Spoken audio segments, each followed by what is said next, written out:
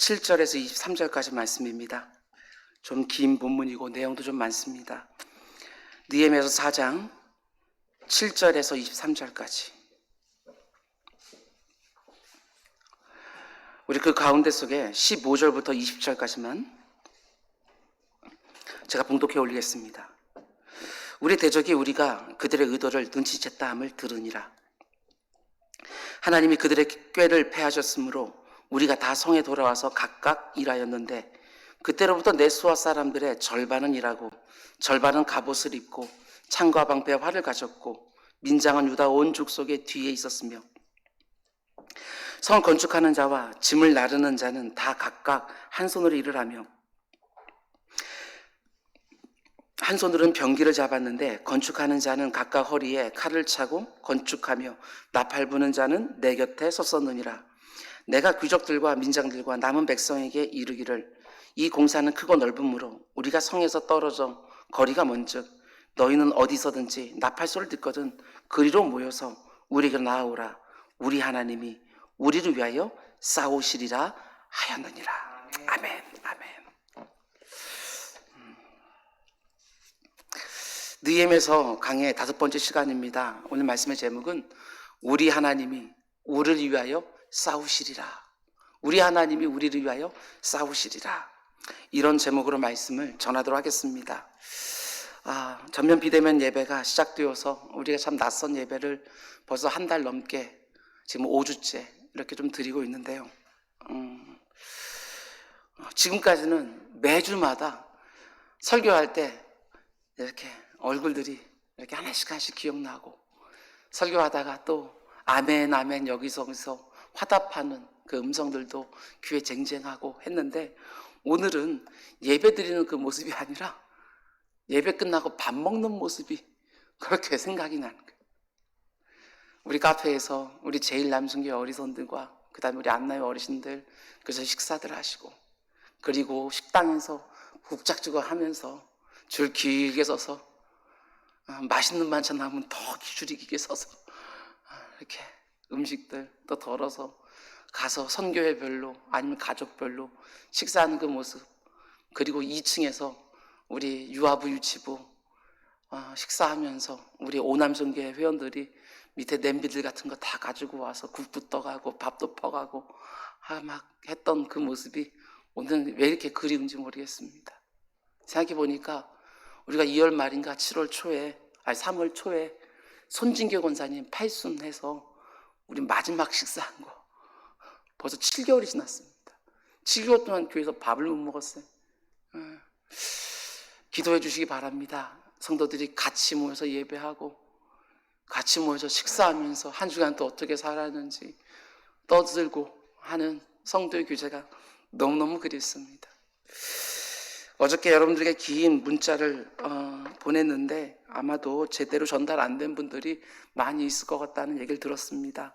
제가 오늘 예배를 드리기 전에 비대면 예배에 관련해서 우리 은작교회 입장에 대해서 제가 입장문을 좀 여러분들에게 좀 읽어드리도록 하겠습니다.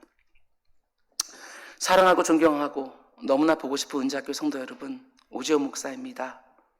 코로나19 위기 가운데 모든 성도님들이 저마다의 어려움과 불편을 가지고 하루하루를 보내고 있을 줄 압니다. 방역당국에서 사력을 다해 코로나 확산을 막기 위해 애를 쓰고 있지만 우리가 매일 확인하는 것처럼 확진자 숫자는 도무지 줄어들지 않고 있는 상황입니다.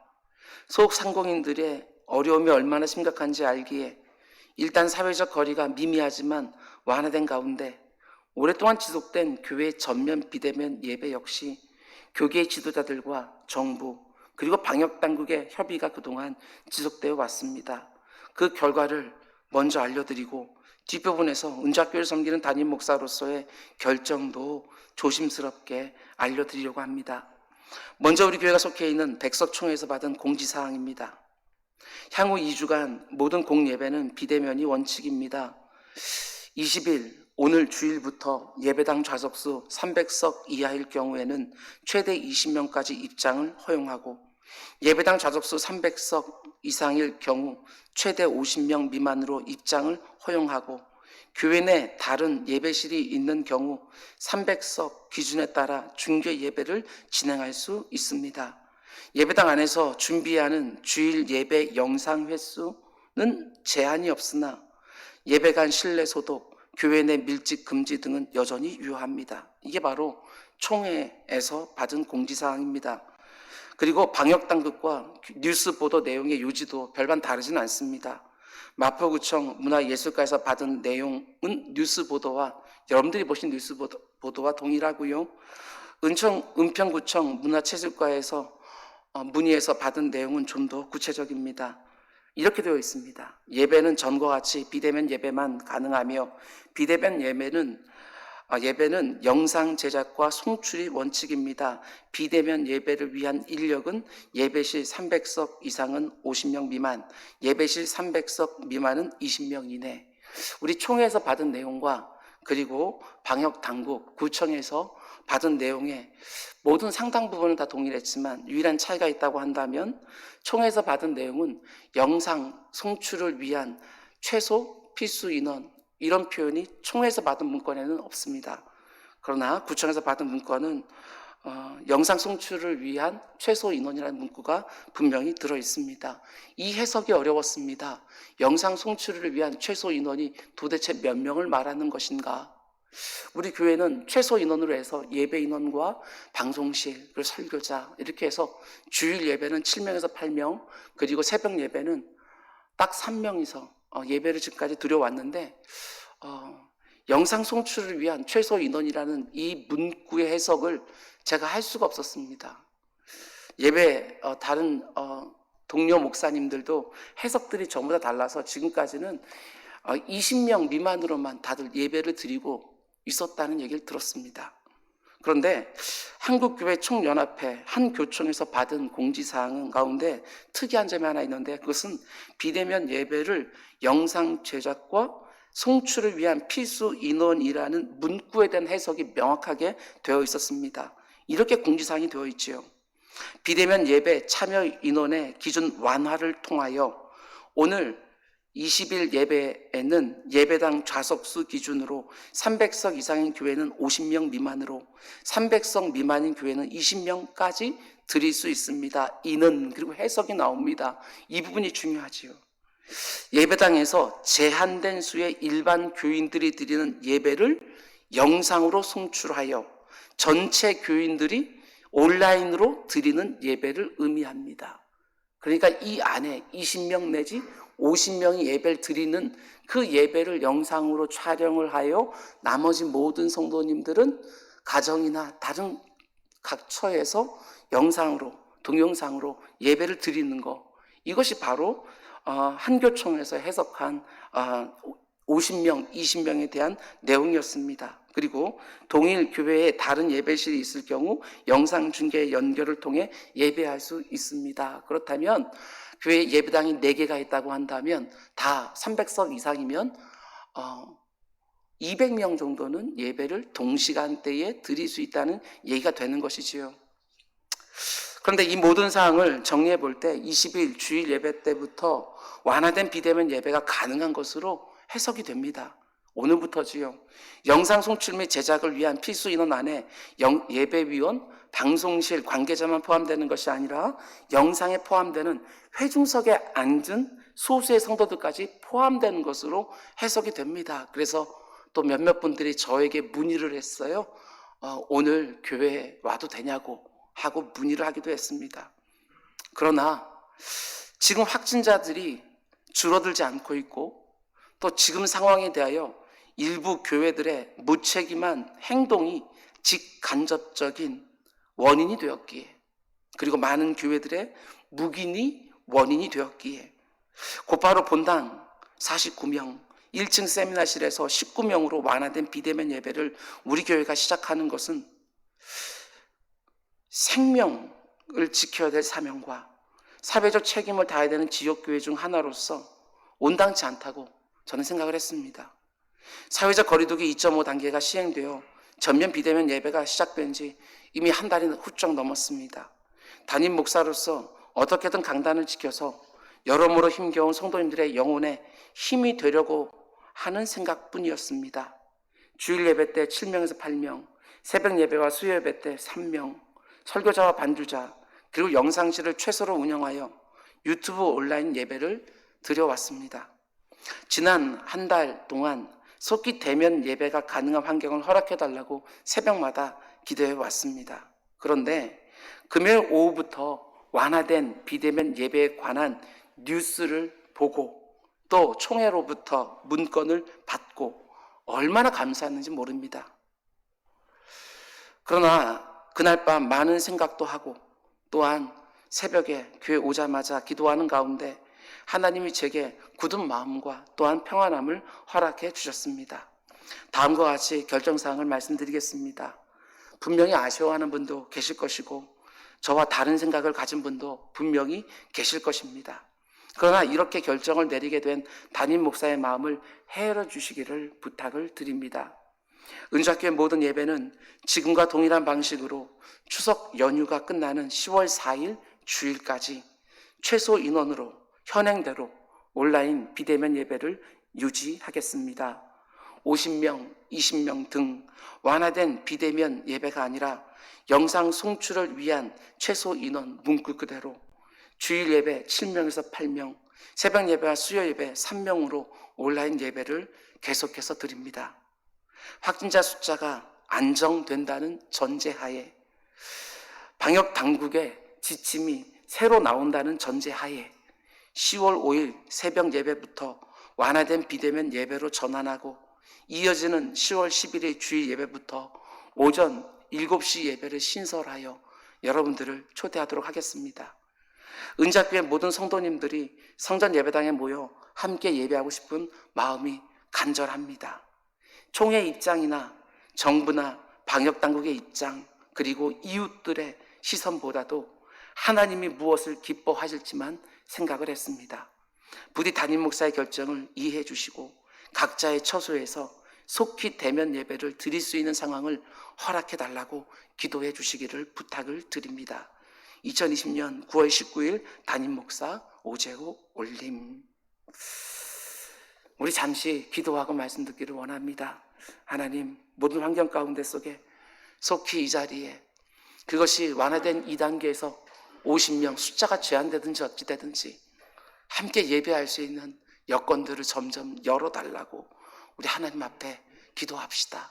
그리고 성도가 성도들 서로를 위하여 어느 때보다도 예배하기를 사모하고 어느 때보다도 성도의 교제를 그리워하는 우리 모두가 되게 달라고 잠시 우리 기도하겠습니다.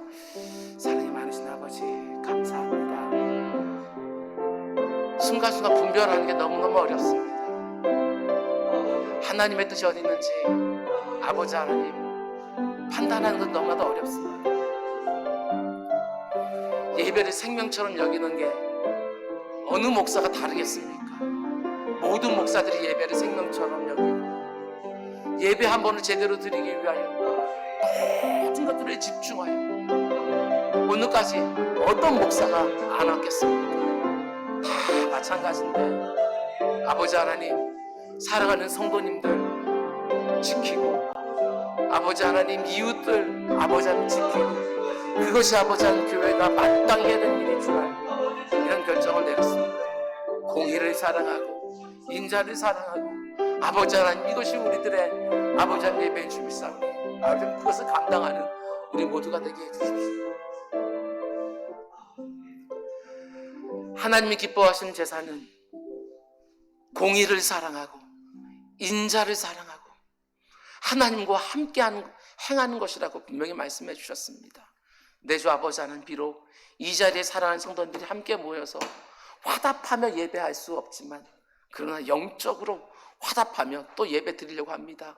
주님 이 시간에도 복되게 하여 주시사 아버지 하나님 주의 백성들에게 하늘에 기름진 땅에 기름진 복된 복들 가득가득 부어지는 시간 되게 하여 주옵소서.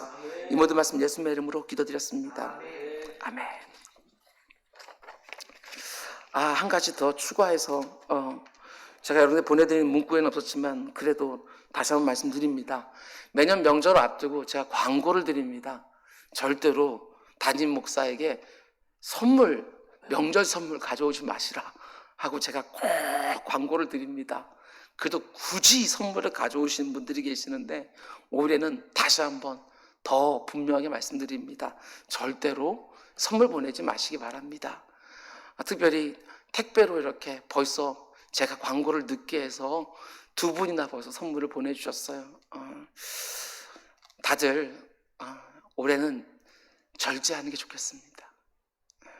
그리고 또한 택배 기사님들 일이 너무 많아지셔서 명절 때가 되었으면 너무 분주해서 과로로 쓰러진 분도 계시고 이미 올해 들어서 한 달에 한 분씩 지금 과로로 사망하고 계신다고 합니다. 마음만 받도록 하겠습니다. 너무나도 감사하고요. 느헤미야서 강의 5번째 시간입니다. 우리가 지난 시간에 묵상했던 것처럼 하나님의 도성 예루살렘 성의 무너진 성벽을 재건하는 일은 비록 수많은 어려움이 있었지만 하나님의 은혜 가운데 그리고 느헤미야의 탁월한 지도를 가운데 순조롭게 진행이 되어 왔습니다. 그러나 모든 일들이 어디 그렇습니까? 일을 진행하다 보면 예기치 못한 문제들이 툭툭 튀어나오게 되어 있지요. 느헤미야도 마찬가지였습니다. 심각한 문제가 생겼습니다. 산발락과 도비야 그리고 게승과 같은 무리들이 예루살렘 성벽 재건 공사를 방해하기 시작했지요. 예루살렘 성이 재건되어서 자기들이 그 근동 지역에서 영향력이 위축될 것을 염려하여 심리전을 먼저 펴기 시작한 것입니다. 비난하고 조롱하며 위협했습니다. 군대를 모아서 이제 곧 쳐들어갈 것처럼 큰 소리를 치면서 이스라엘 사람들의 마음과 생각을 흔들어 놓으려고 그 성벽 공사를 어떻게든지 중단시키려고 애를 썼던 것입니다. 근데 이들의 시도가 어떻게 되어집니까? 마음과 생각을 흔들어 놓으려고 했던 그 심리전에 맞서서 느헤미야는요 이스라엘 백성들을 불러 모읍니다. 아니 지도자들을 다 불러 모읍니다. 그리고 합심으로 전심으로 하나님 앞에 기도하기 시작을 하지요. 비난과 조롱을 맞서서 합심 기도를 한 것입니다. 대적들은 비난과 조롱으로 심리전으로 위협했지만 주의 백성들은 합심 기도로 대항했던 것입니다. 결국 그들의 심리전은 주의 백성들이 통하지 않았습니다. 이스라엘 모든 백성들이 느헤미야를 중심으로 오히려 이 일 때문에 하나로 더 뭉쳐서 오히려 전체 공정의 전체 중에 절반을 순식간에 끝내버린 것이지요. 그렇다고 해서 하나님의 도성 예루살렘 성벽 공사를 방해하는 무리들이 쉽게 포기하지는 않았습니다. 온갖 험한 말로 위협하고 조롱하는데 통하지 않으니까 이제는 실제적으로 물리적으로 움직이기 시작한 것입니다. 산발락 일당은 예전에도 그랬던 것처럼 기습 공격을 펼쳐서요 공사하는 사람들을 죽이고 성벽을 다시 불태우려 군대를 모으기 시작하는 거예요.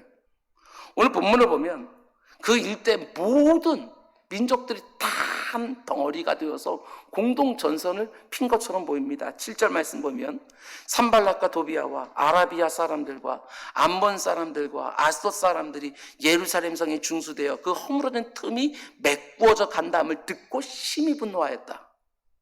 산발락, 도비야, 아라비아 사람들, 암몬 사람들, 아스돗 사람들 그러니까 인근에 있는 모든 족속들이 총연합을 한 거예요. 무엇을 위해서? 예루살렘 성벽 재건을 중단시키기 위한 하나의 목적을 가지고.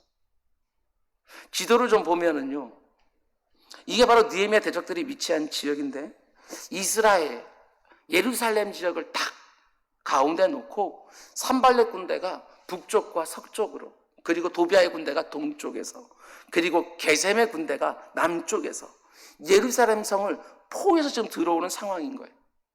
뿐만 아니라 이들이요 그 주변에 있는 소수 여러 민족들을 규합을 해서 공동전선을 펴고 있는 것이지요. 이해 관계가 딱딱 맞아 떨어지는 거예요. 그 어느 누구도 이스라엘이 다시 재건되는 걸 원치 않았으니까. 정말 그런 것 같습니다. 어머니 못에서 나올 때부터 죄인으로 태어나 그 속에 악한 본성을 가지고 있는 사람들은 남을 때려 부수는 일에는 연합을 참 잘합니다. 선한 일을 하자고 그러면 한 덩어리가 잘 안 됩니다. 그런데 못된 짓을 하자고 그러면 의기투합하는 경우들이 얼마나 많은지 모릅니다. 평소에는 그렇게 서로 경쟁하던 사람들이 예루살렘을 재건하는 느헤미야와 이스라엘 백성을 찍어 누르는 일에는 한 마음이 된 거예요. 마음만 하나가 된 것이 아니라 군사적으로도 지금 하나가 되고 있는 것이지요.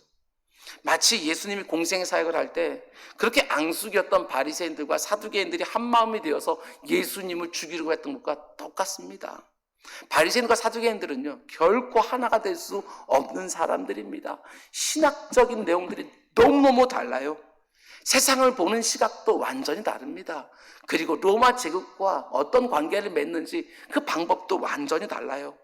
그럼에도 불구하고 도저히 함께 없는 할 수 없는 그 사람들이요 예수님을 죽이는 일에는요 궁합이 탁탁 맞아 떨어지는 거예요. 이게 바로 죄인들의 특징입니다. 여러분들도 지금까지 살아오면서 한두 번씩은 경험해 보지 않았습니까? 내가 어떤 일에 성과를 내기 시작하면, 사람들의 인정을 받기 시작을 하게 되어지면 도저히 함께하지 할 수 없는 것 같은 사람들이요 서로 연합하기 시작을 하는 거예요. 한마음 한뜻이 되어서 나를 어떻게든지 찍어 누리려고 하는 것이지요. 그런데 그걸 이상히 여기지 말라는 것입니다. 원래 그렇게 하는 거예요. 죄인들은 원래 본성상 그걸 좋아하는 거예요. 우리 악한 사단 마귀도 마찬가지입니다. 결코 포기하지 않아요. 특별히 내가 하나님의 일을 열심히 감당하려고 하면 분명히 그 일을 원치 않는 모든 세력들을 규합하는데 마음 가운데 그 못된 것들을 다 공통 분모를 다 두어서 하나로 의기투합하게 하는 것이지요. 성경이 말하는 영적 전쟁 정말 있어요, 여러분.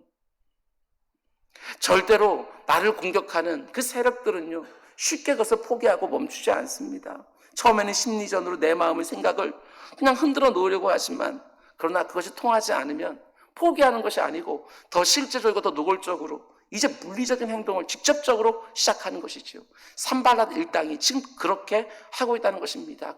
군사적 도발을 시작하는 거예요. 그런데 놀라운 것은 산발랏 진영의 이런 모든 움직임들을 느헤미야가 간파하고 있다는 사실입니다. 정보를 들었어요. 산발랏 일당만 느헤미야 진영에다가 첩자들을 심어 놓은 게 아니라 제가 볼 때는 느헤미야 역시 산발랏 진영에서 어떤 움직임들이 있는지 상당한 정보망을 구축하고 있었던 것으로 보여집니다.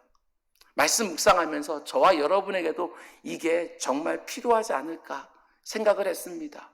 그저 순진하게 내 일만 열심히 하면 돼, 이게 아니고 하나님의 일을 하려고 하는 나를 넘어뜨려오는 악의 실제에 대해서도 우리가 좀 알아야 되는 거예요.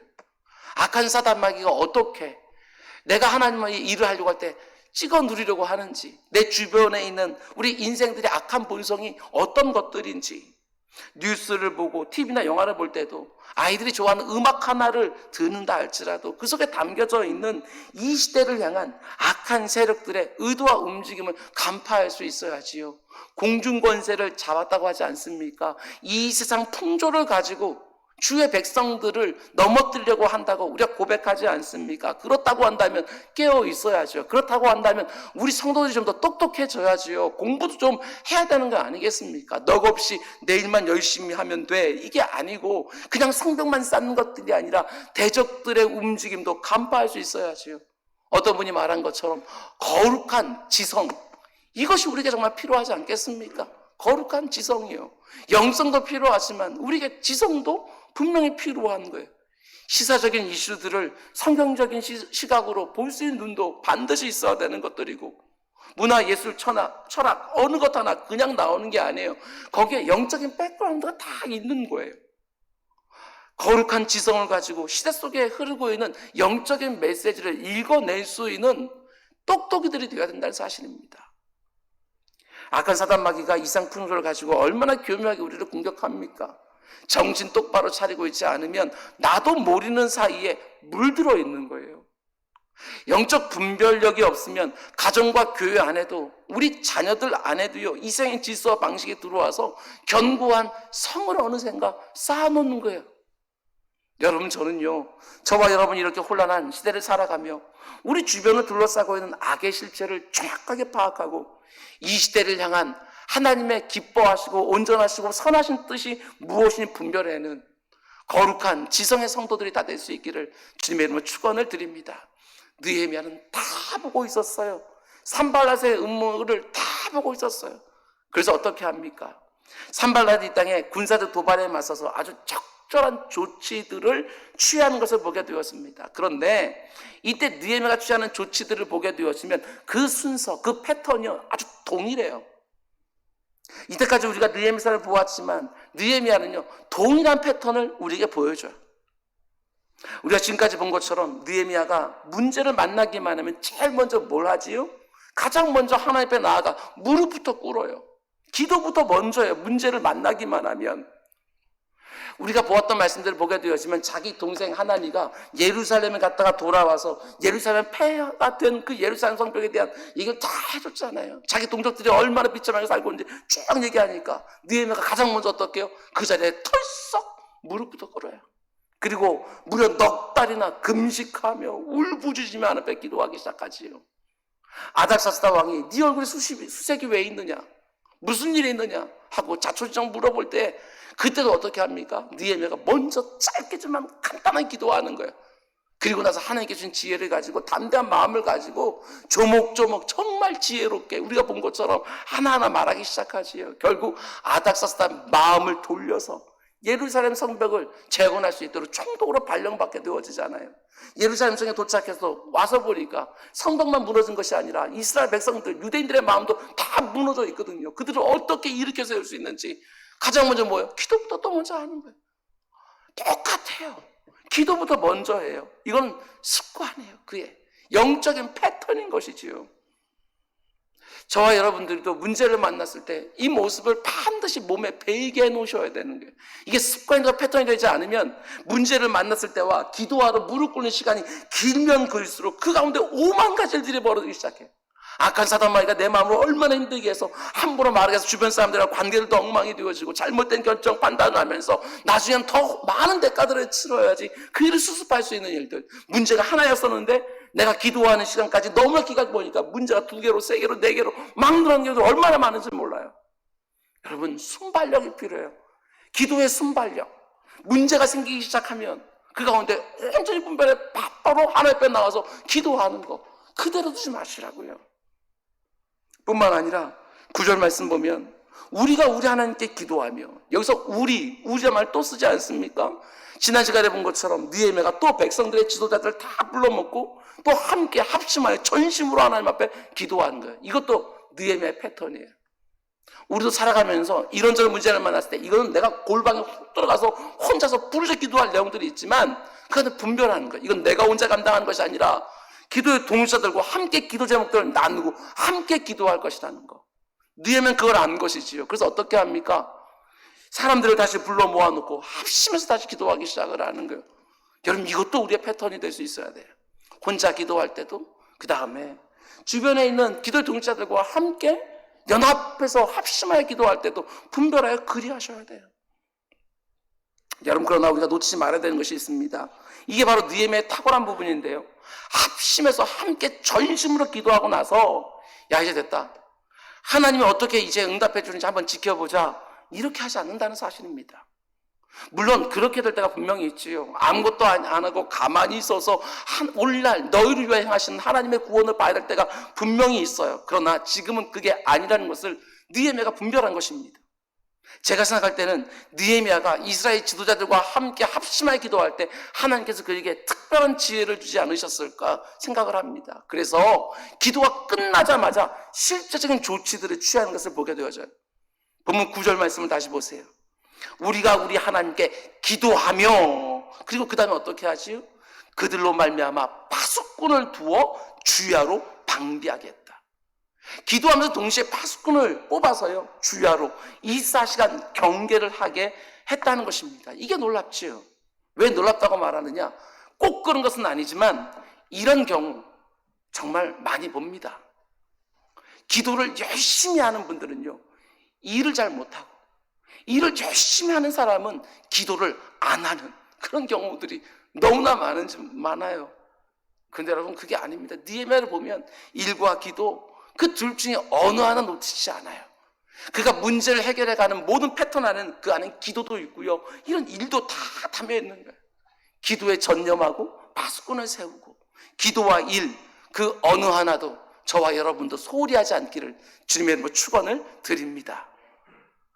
그런데 또 다른 문제가 생기기 시작합니다. 언제나 그렇죠. 문제 하나가 생길 때를 보면 하나만 문제 툭 생기는 것이 아니라 꼭 다른 문제들과 같이 연결해서 같이 찾아와서 정신을 못 차리게 하는 경우들이 너무너무 많습니다. 느헤미야도 마찬가지입니다. 외부의 공격에 대비해서 파수꾼들을 세우고 철통같이 경계를 하고 또 한편으로는 계속해서 성벽 공사를 진행시켜 가는데 이번에는 뜻밖의 움직임이 이스라엘 백성 사이에서 보이는 거예요. 그게 뭐냐? 본문 10절 말씀입니다. 유다 사람들은 이르기를 흙 무더기가 아직도 많거늘 짐을 나르는 자의 힘이 다 빠졌으니 우리가 성을 건축하지 못하리라. 지금까지 불평한 마디 없었어요. 이스라엘 백성들이 정말 열심히 일을 해서 성벽 공사의 절반이나 지금 공정을 끝내놓은 거예요. 근데 문제는 사람들이 점점 지쳐가기 시작했다는 것입니다.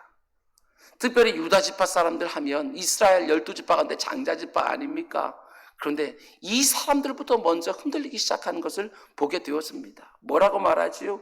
흙 무더기가 아직도 이렇게 많거늘 짐을 나르는 자들의 힘이 다 빠져버렸으니 우리가 성을 건축하지 못할 것 같다. 한마디로 낙심해버렸습니다. 너무 힘들어서 이제는 못하겠습니다 하고 털썩 주저앉아 버린 거예요. 예, 충분히 지칠만 하지요. 한번 생각해 보셔요.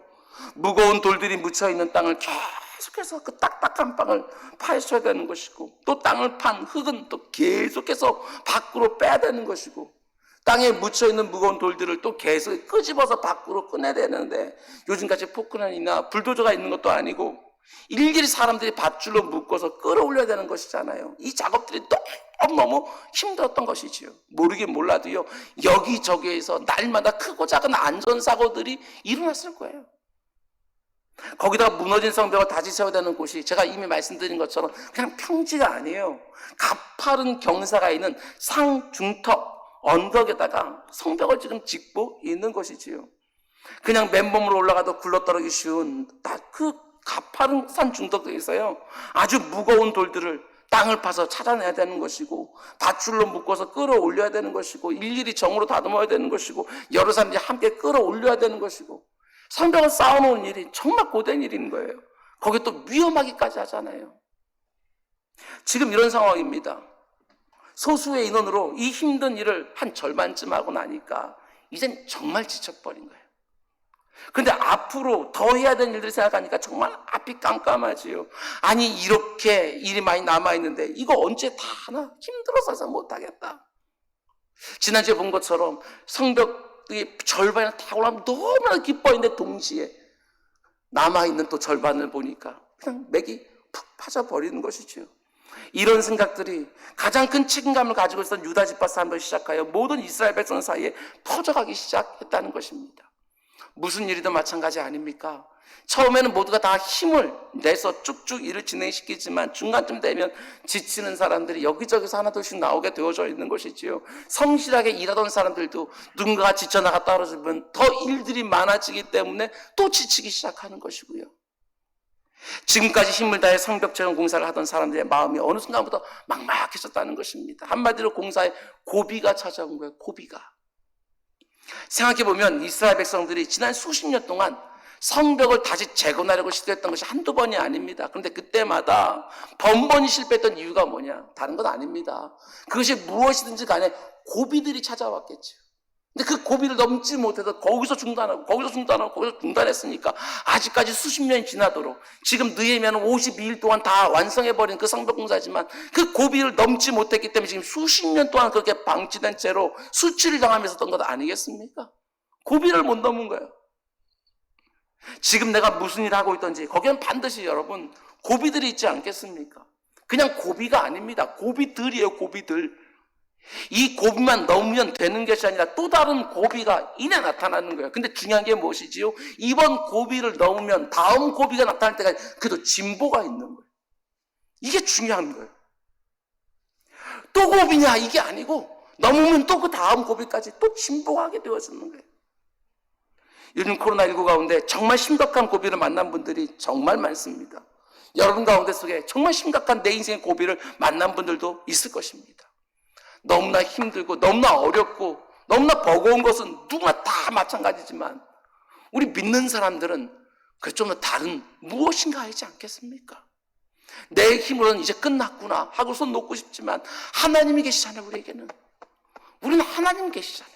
또 이렇게 세워주시는 하나님 계시잖아요. 모든 사람들이 휘청거리며 자빠질지라도 의인들은 완전히 자빠지지 않는다고. 왜? 주의 손이 나를 붙드심이라. 그 고비 앞에서, 그 위기 앞에서 그 손을 다시 한번 경험하는 거예요. 제가 우리들이 어릴 때부터 많이 듣는 것처럼 내 손을 갖다 쑥 놔버린다고 해서 끝나버리는 사람들이 성도들이 아니잖아요. 내 손을 놔다 할지라도 나를 붙잡고 있는 하나님 손이 새롭게 느껴지는 것이, 그게 바로 그리스도인들의 위기고 고비 아니에요? 내 힘으로 올라가다 지쳐서 더 이상 못 가겠습니다 하면 어느샌가 내 뒷덜미를 탁 잡아서 쓱 하고 올려주시는, 말로 표현할 수 없는 그 힘을 느끼는 사람들이 바로 주의 백성들 아니냐고요. 그러면 또 넘어가는 거예요. 그 고비, 그 다음 고비까지 또 가는 거예요. 정말 버거운 태산이지만 할렐루야 찬송 부르며 또 넘어가는 것이지요. 지금 내가 이 고비를 넘어가야 다른 고비가 또 나타날 때까지 갈 수 있는 거 아니겠습니까? 그래 거기에 진보가 있는 거예요. 내 인생의 진보가. 맨날 그 앞에서 멈춰서 거기서 포기하면 절대로 진보가 없는 것이지요. 영적인 성장과 성숙도 마찬가지 아닙니까? 모든 분들 보게 되었으면 그냥 딱 하나 걸리는 데가 있어요. 신앙생활 잘하다가 거기서 딱 부딪혀서 거기서도 포기하고 또 쭉 떼버려요. 그러다 또 하나님께 은혜를 주시면 또 하고다가 딱 거기에요. 거기 딱 그 자리에 머물고 또 넘어지고 또 가고. 이게 수십 년째 이스라엘 백성들이 그런 거예요. 그런데 이번에 하나님께 느헤미야를 통해서 그 고비를 넘게 해주시는 거예요. 저는 우리 교회에 속한 모든 성도님들이, 이 땅에 있는 모든 그리스도인들이요, 이 고비를 잘 넘기를 원합니다. 느헤미야가 직면한 문제가 이게 다가 아니죠. 근데 또 다른 문제가 생겨요. 이젠 더 이상 힘들어서 못하겠습니다 라고 지쳐 주저앉은 그 사람들에게 또 어떤 이야기들이 퍼지기 시작하느냐. 이어지는 11절과 12절 말씀 보면 산발람 무리들이 군사들을 건지고 와서 공사하고 있는 사람들을 죽일 것이다 라고 하는 소문이요, 사람 사이에 퍼다하게 퍼지기 시작하는 거예요. 정말 고비고 위기지요. 성벽 쌓는 일 그 자체만으로 힘들어 죽을 지경인데 언제 쳐들어올지 모르는 적의 공격에 대한 불안과 두려움까지, 스트레스가 말이 아닌 것이죠. 지금 특별히 성벽 공사에 참여한 사람들 가운데에는 멀리서 온 사람도 있어요. 멀리서 왔다는 것은요, 지금 이스라엘 백성들이 사방으로 포위당하고 있지 않습니까? 근데 예루살렘에서 멀리 떨어져 있다는 것은 대적들이 오고 있는 곳에 길목에 있는 가까운 곳에 있는 마을들을 말하는 거예요. 거기서부터 온 사람들도 있어요. 거기에서 모든 남자들, 일할 수 있는 장정들은 다 지금 예루살렘에 와 있거든요. 그러면 그곳에 남아있는 사람들은 어떻게 하냐고요. 다 부녀자들과 아이들밖에 없을 텐데 거기 있는 사람들의 마음이 어떻겠어요? 얼마나 두렵겠냐고요. 자신의 남편, 자신의 아들, 자신의 아버지 다 예루살렘 가 있고 자기가 그 마음에 있는데 소문을 막 돌고 있으니까 너무너무 두려운 거죠. 어떤 일이 생기기 시작합니까? 그러니까 공사하는 그 현장 가운데 속에 사람들이 찾아오는 거예요. 가족들이 계속 찾아오는 거예요. 찾아와서 여보 이제 그만 집으로 돌아가시지요. 무서워 살 수가 없어요. 우리 아빠 맨날 여기서 이러고 있으면 어떡해요? 우리는 어떻게 하라고요? 하면 찾아온 가족들이, 오늘 본문에 나와요. 12절. 그 원수들의 근처에 거주하는 유다 사람들도 그 각처에서 와서 10번이나 우리에게 말하기를 너희가 우리에게로 와야 하리라. 돌아오라는 거예요.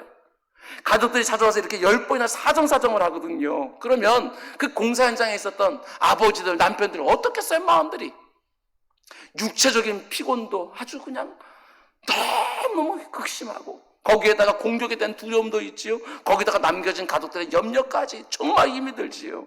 한마디로 지금 성벽 공사가 중단된 위기를 맞은 거예요. 당연히 느헤미야가 이 상황을 그대로 둘 수 없지 않겠습니까? 뭔가 조치를 취해야지요. 그게 지도자의 목 아니겠습니까? 두려워하는 마음으로 성벽 공사를 계속할 수가 없는 것이거든요. 지금 코로나19 가운데 속에서도 두려워하는 마음 가운데 있는 분들 천지라고 정말 생각이 되었습니다. 육체적으로도 지치고 상황에 대한 두려움에 자녀들에 대한 염려까지. 지금 우리가 처한 상황 가운데 분명히 그런 분들이 꽤 있으실 거예요. 그럴 때는요, 우리 성도들은 어떻게 해야 되느냐? 하나님 앞에서 무릎 꿇고 기도하지만 또 한 가지, 기도와 말씀이에요. 하나님의 약속의 말씀을 꽉 붙드는 거. 여러분 그것이 우리에게 꼭 필요해요. 하나님 말씀 우리가 꽉 붙들면 어느 순간에요, 내가 상상할 수 없는 큰 힘으로 그 말씀들이 오히려 나를 막 붙들어주기 시작하는 거, 그 경험하게 되는 것이지요. 사도 바울이 에베소에서 목회하면서 육체적으로 지치고 이런저런 상황을 두려워하고는 자신의 영적 아들 디모데에게 단호하게 권면하지요. 디모데후서 1장 7절. 하나님이 우리에게 주신 것은 두려워하는 마음이 아니니 오직 능력과 사랑과 절제하는 마음이라. 하나님이 우리에게 주신 건 두려워하는 마음이 아니에요. 내 마음과 두려워하는 마음이 있어요. 그거 하나님이 기뻐하시는 것이 절대로 아니라고. 출처가 달라요. 그거 내 대적들로 인하여 거기로부터 온 것이 바로 두려워하는 마음 아니에요? 그걸 어떻게 대처합니까? 하나님께로부터 오는 능력과 사랑으로. 그리고 우리가 해야 될 것도 있어요. 그게 바로 절제하는 마음이니, 절제하는 마음, 이거 영어 성경을 보게 되었지만 self-discipline 이렇게 되어져 있어요. 스스로 훈련시키라는 거예요. 내 마음속에 있는 그 두려움이 나를 사로잡지 못하도록 내 마음을 스스로 통제하라는 거예요. 하나님께 내게 주신 능력과 사랑으로요. 제가 너무나 좋아하는 말씀인데요, 특별히 이 말씀으로 두려워하는 내 마음을요 다스리기 바랍니다. 내가 내 흔들리는 마음, 내 두려워하는 내 영혼에게 소리쳐서 외치는 거예요. 시편 42편 11절. 내 영혼아, 네가 어찌하여 낙심하며 어찌하여 내 속에서 불안해하느냐. 자기 속을 보면 자기가 말하는 거예요. 너는 하나님께 소망을 두라. 나는 그가 나타나 도우심으로 말미암아 내 하나님은 여전히 찬송하리라. 왜 낙심하냐고, 왜 불안해하냐고, 하나님께 소망 두라고. 누가 누구에게? 내가 내 흔들리는 마음에게, 두려워하는 내 마음에게 소리쳐 주라는 거예요. 하나님 말씀을 가지고 하나님이 분명히 나타나 나를 도와주실 것이고 내가 계속해서 하나님을 찬송하게 될 거라고 내 마음을 계속 다스리는 것이지요. 두려움이 나를 사로잡게 그냥 내버려두면 안 되는 거예요, 여러분. 절대로. 그러면 아무것도 못해요. 두려워하는 마음이 나를 주장하고 있으면. 두려워하는 마음을 하나님의 말씀으로 묶는 우리 모두가 되기를 주님의 이름으로 축원을 드립니다. 뿐만 아니라 우리가 너무 잘 아는 말씀이지요. 너무나 좋아하는 말씀이에요. 고린도후서 4장 7절에서 9절 말씀. 우리가 이 보배를 질그릇에 가졌습니다. 이게 우리의 정체성이에요. 질그릇이요, 깨지기 쉬워요. 정말 위기가 생기고 고비가 되게 되었으면 깨지기 쉽다고요. 그런데 우리는 그냥 질그릇이 아니라 보배를 담고 있는 질그릇이에요. 나는 약하지만 내 안에 있는 그분은 전능하신 분이에요. 나는 부족한 것 투성이지만 그분은 모든 것에 충분하신 분이에요. 그분이 내 안에 계신다고요. 나와 함께. 그래서 이렇게 고백합니다. 이는 힘이 큰 능력은 내게가 아니고 하나님께 있고 우리에게 있지 아니함을 알게 하기 위하여 질그릇 같은 우리다가 보배를 담아줬다는 거예요. 우리 그릇 자체를 보배로 만들어준 것이 아니라 질그릇 그대로 두고 거기다 보배를 담아주신 거예요. 그렇기 때문에 어떤 일이 벌어지지요? 우리가 사방으로 우겨쌈을 당하여도 쌓이지 아니하며 답답한 일을 당하여도 낙심하지 아니하며 박해를 받아도 버림받지 아니하며 거꾸리뜸을 당하여도 망하지 아니하고, 이게 그리스도인이라고요. 이게 바로 내 안에 예수 그리스도가 모시고 사는 사람들의 모습이 바로 이렇다고요. 느헤미야요? 깨지기 쉬운 질그릇이에요. 그가 아무리 애를 써도 지금 이 상황 벗어나기가 쉽지가 않아요. 외부의 공격도 있고 내부의 동료도 있어요. 근데 그 가운데 하나님의 말씀을 붙드는 거예요. 그럼 그 말씀이 나를 붙들어 주는 것이지요. 아, 힘이 큰 능력이 나에게 있는 것이 아니라 하나님께 있지. 내 힘으로는 이 곱이 넘어섰지만 하나님이 나를 붙들어서 이 곱이 또 넘어가게 하시지. 하나님 말씀으로 흔들 내 마음을 붙들어 매는 거예요. 그러면 사방에서 대적들이 몰려온다 할지라도 결코 쌓이지 아니하고 아무리 답답한 일을 당한다 할지라도 낙심에 빠지지 않는 것이지요. 이게 바로 그리스도인의 능력 아니에요? 우리 자체는 질그릇에 불과하지만 내 안에 보호가 계시기 때문에 절대 굴하지 않는, 이게 그리스도인의 능력이죠. 우리에게 힘이 큰 능력이 있는 것이 아니라 내가 믿고 의지하는, 나와 함께 하시는 그분이 힘이 큰 능력을 가지고 있기에 그분을 내 또 이겨내는, 오늘 이 말씀들 디모데후서 1장 7절, 시편 42편 11절, 고린도후서 4장 7절에서 9절 이 말씀이 지금 예배하고 있는 그 누군가의 흔들리는 마음, 두려워하는 마음을 꽁꽁 붙들어주는 생명의 말씀이 되기를 주님의 이름으로 축원드립니다. 그럼 세 번째로, 언제나 도전이 있으면 그 도전에 대한 응전도 있기 마련입니다. 느헤미야가 이제 본격적으로 응전하기 시작을 해요. 적극적으로. 놀랍습니다. 잘 보셔요. 특별히 우리 남성 성도님들 잘 보시기 바랍니다. 산발할 이 땅의 군사적 위협 가운데 느헤미야가 어떻게 하느냐? 먼저 13절. 내가 성벽 뒤에 낮고 넓은 곳에 백성이 그들의 종족을 따라 칼과 창과 활을 가지고 서 있게 했다. 중무장시켜서 대비케 하는 거예요, 지금. 그리고 14절. 내가 돌아본 후에 일어서서 귀족들과 민장들과 남은 백성들, 이게 공사에서 아무래도 한 걸음 뒤로 나가 있는, 좀 수월하게 할 수 있는 귀족들, 민장들, 남은 백성들에게 말하기를, 너희는 그들을 두려워하지 말고 지극히 크시고 두려우신 주를 기억하고 너희 형제와 자녀와 아내와 집을 위하여 싸우라 하였느니라. 일반 백성들을 중무장시킨 다음에 귀족들과 민장들, 지도층에 있는 사람들 다 불러놓고 아주 힘있게 연설하기 시작하는 거예요. 저와 오늘 여러분에게 오늘 주시는 말씀이에요. 너희는 그들 두려워하지 말고 지극히 크시고 두려우신 주를 기억하고 하나님이 어떤 문제를 기억하고 너희 형제와 자녀와 아내와 집을 위하여 싸우라. 생명 걸고 싸우라. 너희들 자녀들, 너희들 아내들 지킨다고 다 돌아가게 되어지면 우리 계속해서 수치스럽게 살아야 되는 거. 그게 안전할 것 같냐? 아니다. 하나님이 얼마나 크신 분인가 그걸 생각하라고 이 성벽을 빨리 완성하는 것이 바로 네 아내를 살리는 길이고 네 자녀들을 살리는 것이고 네 집을 보호하는 일이다. 생명 걸고 그러니 주저하지 말고 낙심하지 말고 빨리 성벽 공사 마치자. 지금 이러고 있는 거잖아요. 여러분 요즘 내 삶을 가로막는 수많은 방해와 장애를 경험하고 있는 분이 계십니까? 그래서 포기하고 싶고 중단하고 싶은 분 계셔요? 느헤미야가 오늘 성령에 감동되어서 우리에게 말씀을 주는 거예요. 너희 아무개야 너는 두려워하지 마라. 너와 함께 하시는 지극히 크신 하나님이 너를 위해서 싸우실 것이다. 다른 생각하지 말고 약한 생각도 하지 말고 오직 하나님이 우리를 위하여 어떻게 하는지 기억하고 잘 보아라. 이렇게 말씀하는 거지요. 저는 느헤미야의 이 연설에서 한 사람의 기도가 생각났습니다. 참 유명한 사람의 기도지요. 아사 왕의 기도요. 멋진 기도입니다. 역대기 말씀 보면 세라 왕의 연합군이요. 군사 100만, 철병거 300승 앞세우고 이스라엘 백성들을 쳐들어오는데요. 아사 왕이 그때 어떻게 기도하지요? 그들을 맞서서 싸우러 나아가면서 아사 왕이 이렇게 기도해요. 역대하 14장 11절. 아사가 그의 하나님 여호와께 부르짖어 이르되 여호와여 힘이 강한 자와 약한 자 사이에는 주밖에 도와줄 이가 없사오니 우리 하나님 여호와여 우리를 도우소서. 우리가 주를 의지하오며 주의 이름을 의탁하고 이 많은 무리를 치러 왔나이다. 우리가 문제를 만날 때 이 기도를 드리고 가는 거예요. 우리가 주를 의지하여 주의 이름을 의탁하고 지금 이 문제를 해결하고 하노니 여호와여 주는 우리 하나님이시오니 원하건대 사람이 주를 이기지 못하게 하옵소서. 이 문제가 주의 백성들을 이기지 못하게 하옵소서. 기도하고 나가는 거예요. 전장터로. 아사왕의 기도 얼마나 멋진 기도인지 모릅니다. 이런 기도가 내가 도저히 감당하지 못하는 상황을 만날 때 저와 여러분의 힘 있는 기도가 되기를 주님은 축원드립니다. 느헤미야가 이렇게 백성들이 철통같이 방해를 하기 시작하니까 어떤 일이 벌어지냐? 이게 참 놀라워요. 결국 이스라엘 백성들의 이 철통 같은 경계대를 감지한 산발랏이 어떤 결정을 내리지요? 침공을 포기해요. 너무나 쉽게 침공은 포기해요. 정말 그런 것 같습니다. 우리가 포기하지 않고 대응하면 적들이 포기해요. 정말 그래요. 15절 말씀입니다. 우리의 대적이 우리가 그들의 의도를 눈치챘다 함을 들으니라.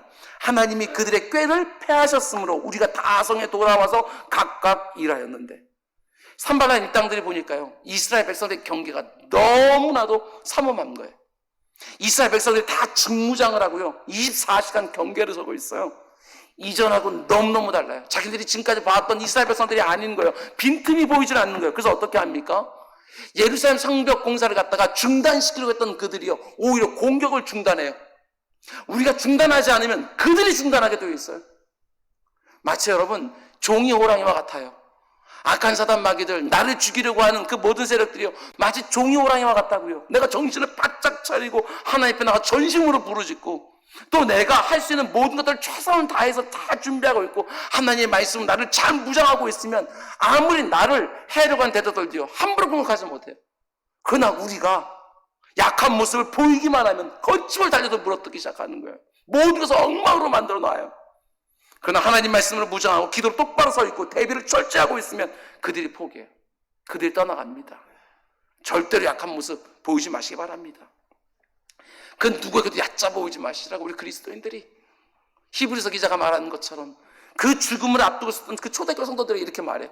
우리는 뒷걸음치다가 그 가운데 빠져서 죽는 사람들이 절대로 아니라고 분명히 말하는 믿음으로 견고하게 서 있기를 주님의 이름으로 축원을 드립니다. 여러분 근데 이 부분이 또 중요합니다. 이어지는 구절들을 보면 느헤미야가 적들이 물러갔다고 해서 야 이제 됐다 다 물러갔으니까 이제 발 뻗고 잘 자자 이러지 않았어요. 지금은 물러갔지만 언제 또 쳐들어올지 몰라요. 빈틈만 보이면 대적들은 또 나타날 거예요. 그래서 어떻게 하지요? 오늘 본문을 보게 되어지면 4가지로 조치들을 계속해서 취합니다. 대적들의 공격 위협은 없어요. 근데도 4가지 그걸 대비하여 조치를 취해요. 자신이 거느리고 있는 그 페르시아부터 끌고 온 그 정예 부대 병사들을요 2급으로 쫙 나눴어요. 그리고 한 그룹은 공사를 감독하게 하고 또 한 그룹은요 적의 공격을 전담해서 막는 수비대로 맡겨요. 두 번째로 이스라엘 백성들의 관리들도 두 그룹으로 쫙 나눠서요 한 그룹은 공사에 투입해요. 이때까지 공사 안 했던 사람들 다 투입해요. 그리고 한 그룹은요 방어하는 군대에 들어가게 만들어놔요.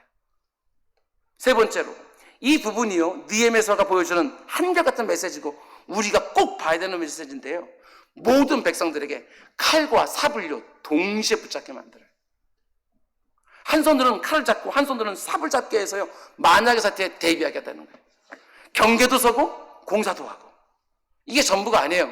느헤미야를 보면요 자기 옆에 꼭 나팔수를 이제는 대동해서 다녀요.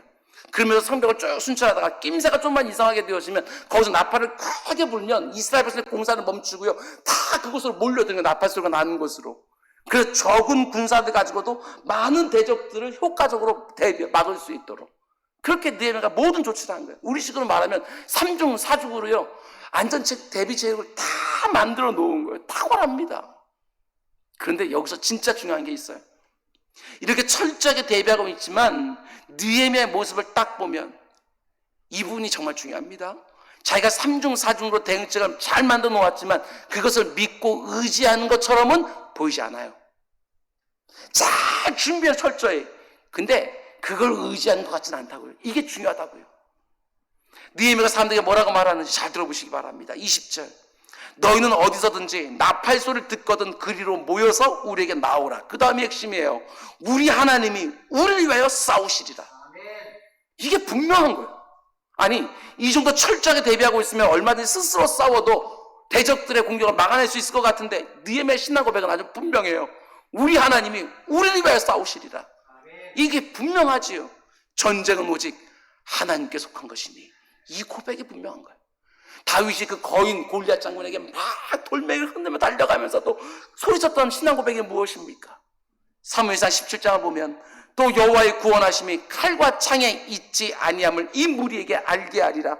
전쟁은 오직 여호와께 속한 것인즉 그가 너희를 우리 손에 넘기시리라. 전쟁의 승패는 오직 하나님께 속해 있다는 거, 여러분 이 말씀 믿으십니까?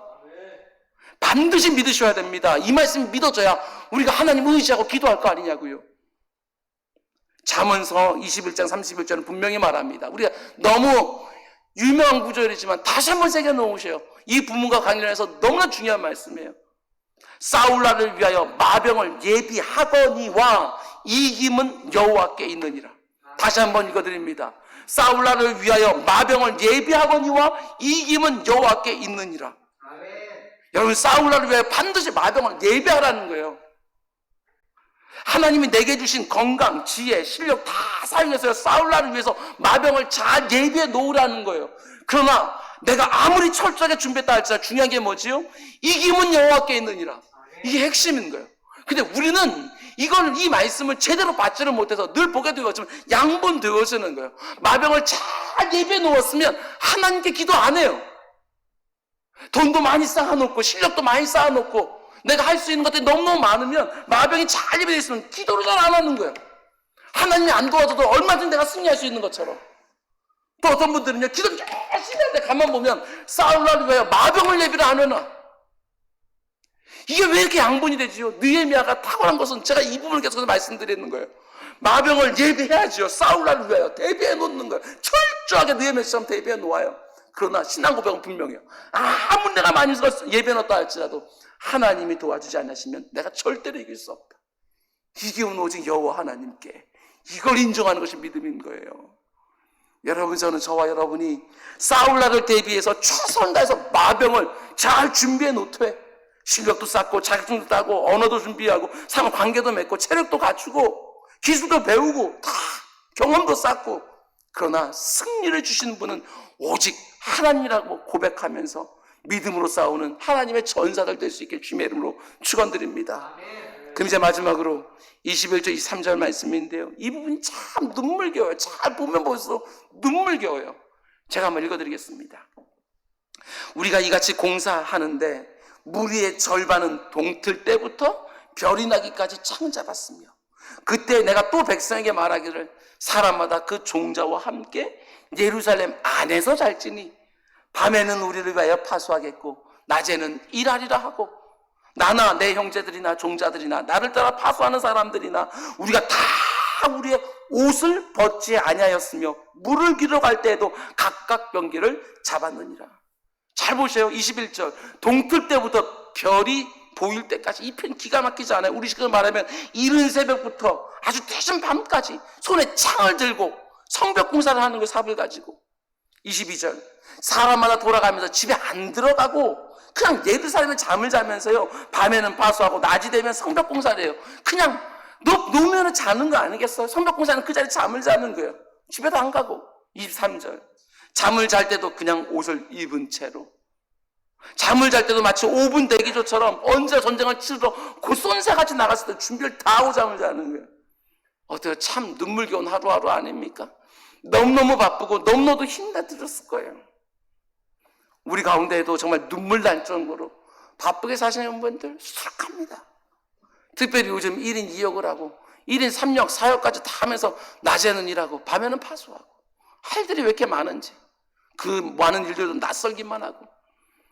우리가 이 땅을 살아가다 보면 여러분, 그러나 이렇게 애를 쓰고 수고해야 겨우겨우 삶이 사라지는 그런 때가 있어요.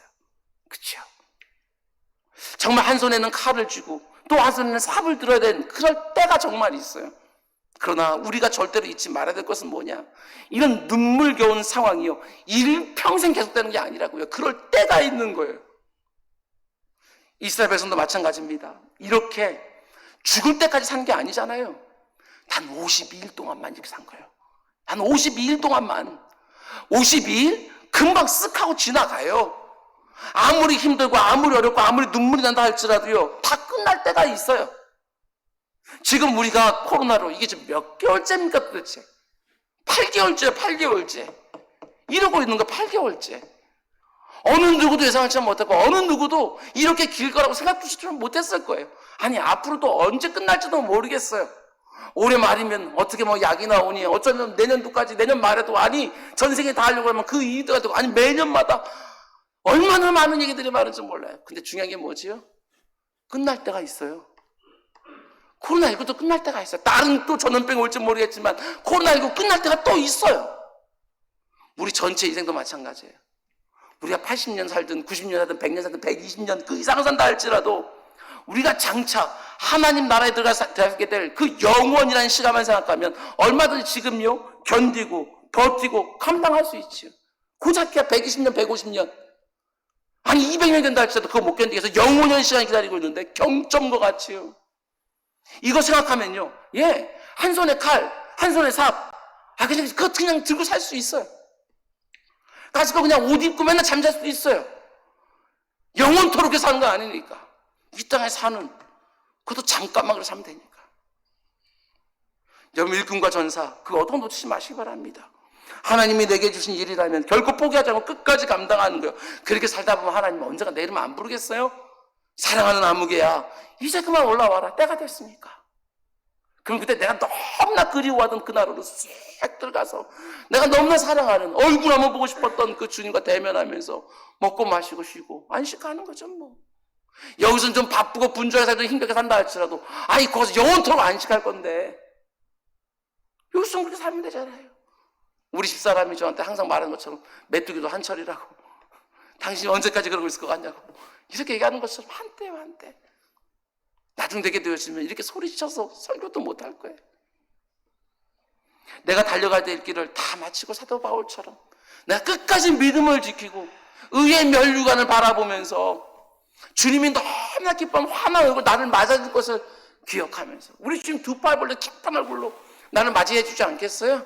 웰컴, 환영한다 아무개야, 수고했다, 네가 이 일에 충성했으니 이제 나와 먹고 마시고 쉬자 하고 말씀해 주지 않겠냐고요. 그 음성이 바로 저와 여러분이 다 주님께로 듣는 음성이 되기를 주매로 축원을 드립니다. 말씀 맺겠습니다. 저는 요즘 느헤미야서를 강의하면서 예전에 설교할 때와는 다르게 참 많은 은혜를 받고 있습니다. 제가 누누이 말씀드린 것처럼 특별히 우리 교회에 있는 남성 성도님들, 아버지들, 남편들, 느헤미야서를 통해서 하나님 주시는 큰 영감들이 분명히 있기를 원합니다. 새벽 일찍 동틀 때부터 한밤중 별이 빛날 때까지 열심히 일했다고 말했습니다. 밥을 먹으러 갈 때에도 칼을 놓지를 않았고 그리고 잠을 잘 때도 옷을 벗지 않았다고 했습니다. 그런데 생각해보면 느헤미야가 지금 왜 이런 고생을 하고 있죠? 느헤미야는요, 여기 예루살렘 안 왔으면 페르시아 그 궁궐에서요, 호의호식하면서 남부러울 것 없이 호령하며 살 수 있는 사람이에요, 느헤미야가. 근데 이런 고생 안 해도 되잖아요. 근데 중요한 게 뭐냐? 느헤미야는요, 이렇게 분주하고 힘든 모든 것들을 고생으로 본 것이 아니라 사명으로 보았다는 것입니다. 이게 중요합니다, 여러분. 지금 내가 이 땅에 살고 있는 것을 고생스럽고 견뎌야 되고 배워야 되고 이런 걸로만 보는 것이 아니라 맡은 사명이요. 맡은 사명 얼마든지 감당할 수 있지요. 정말 허리가 휘도록 뼈가 으스러지도록 혼신을 다하면서 내 생명 가운데 담겨있는 내 사랑하는 주님이 맡기는 사명은 감당할 수 있어요. 그깟 좀 힘든 게 좀 무슨 대수라고요. 내가 신앙생활하는 모습을 한번 되돌아보시기 바랍니다. 혹시라도 우리는 너무 우아하게 예수님을 믿으려고 하는 건 아닙니까? 우리는 혹시 너무 폼나게만 하나님의 일을 하려고 하는 게 아니냐고요. 하나님 일하면 대적들 나타난다니까요. 산발락과 도비가 계속 막 나타난다니까요. 연합해서 막 나 죽이려고 한다니까요. 내가 억울한 소리도 막 퍼뜨리고 다닌다니까요. 하나님의 일을 제대로 하려고 힘을 쓰기만 하면 악한 사단마귀가 좋아할 리가 없는 거예요. 그런데 우리 너무 폼나게 하나님의 일을 하려고만 하는 거 아닙니까? 우리는 혹시 내 편한 시간에 내가 좋아하는 방식으로만 내가 할 것 다 하고 남는 여력이 있으면 하나님의 일을 그제서야 감당하려고 하고 있지는 않습니까?